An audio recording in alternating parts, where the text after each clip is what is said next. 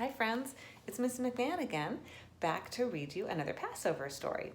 Today's story is called Matzah Belowstairs, written by Lynne Meyer. You can see our main character, the little boy with some matzah in his hands, and I believe there's another character, a little mouse, who looks like his house might be down here, but he's on a bookshelf between two books. One is a cookbook called Passover Recipes, and the other is a book of Jewish history. And I believe I need my glasses for this story. The print was a little hard for me to read. And here we go with Matzah Belowstairs. What does it look like he's getting ready for? Do you see a Seder plate? Do you see the afikomen? Do you see the little mouse's house? On the first night of Passover, in apartment 4B, the doorbell rang over and over. Miriam Mouse could smell soup simmering above her, but under the floorboards, or Belowstairs, as the mouse family called it, things were not so happy. "We can't celebrate Passover without matzah," Mama Mouse squeaked. "There won't be anything to remind us of the time our mouse ancestors left Egypt in too big a hurry for the bread to rise."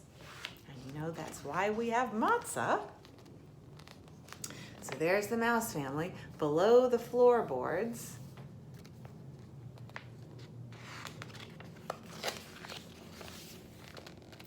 Miriam's whiskers drooped. She loved the crunchy, flat matzah they ate on the holiday.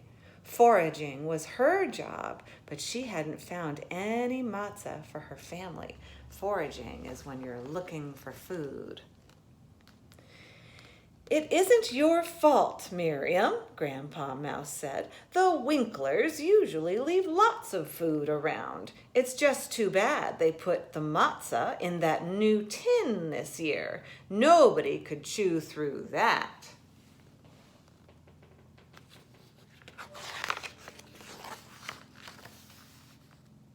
Miriam slipped away and climbed to her favorite spot behind Eli's chair. Eli often dropped food. Maybe he had dropped some matzah, but there wasn't a single matzah crumb on the floor. The Passover Seder above stairs was ready to begin.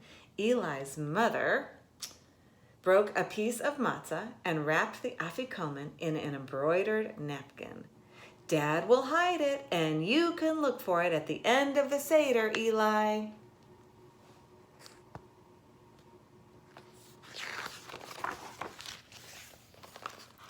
Someone always hid the afikomen as part of the mouse Seder too, and searching for it with her cousins was Miriam's favorite part of Passover. But without matzah, there would be no Seder for the mouse family. As Miriam watched, Eli's dad slipped the afikomen off the table.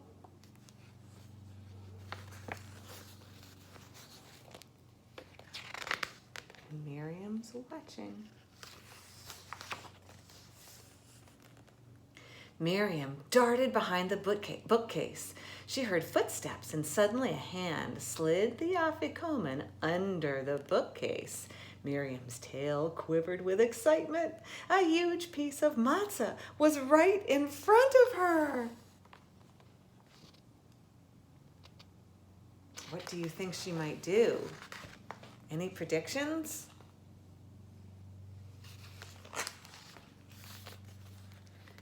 The feet walked away, and Miriam heard Eli's family finishing the Passover meal. "We need the afikomen to finish the Seder," said Eli's dad. "Can you find it, Eli?" And they're finished reading the Haggadah. As Miriam pushed and shoved, trying to squeeze the matzah into the mouse hole, she heard Eli running around the apartment searching for the afikomen.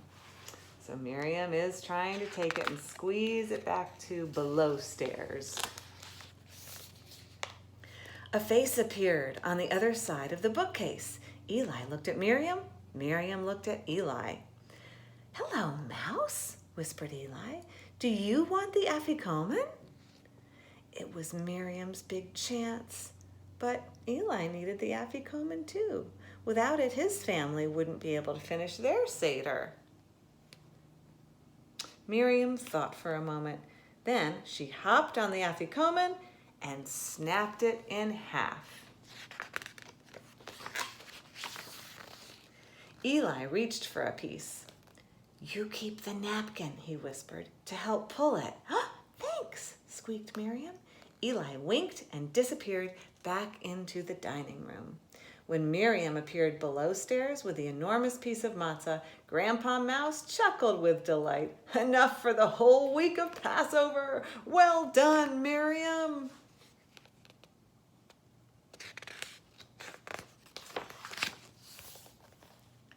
From above stairs came voices. "Here's the afikoman," Eli said. "Well, where's the rest of it?" said Eli's dad. "And where's the napkin I embroidered?" asked Eli's grandmother. Eli shrugged. "I'm not sure." From above stairs, Miriam heard laughter, munching, sounds, and singing. "Hurry and set the table, Miriam," said Mama Mouse. "It's almost time for our Seder to begin." And look, they have their little Seder plate and their Haggadah. And now their afikoman. Soon, all the mouse relatives had arrived. Miriam brought her cousins into her room. "Oh," squeaked Chloe. "Are we going to play camp out?" squealed Amira.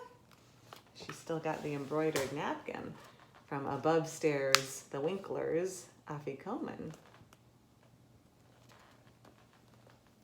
"Sort of," said Miriam dreamily. "After dinner, we're going to pretend to be Israelite mice escaping from Egypt and camping in the desert. Then I have a thank you present to deliver."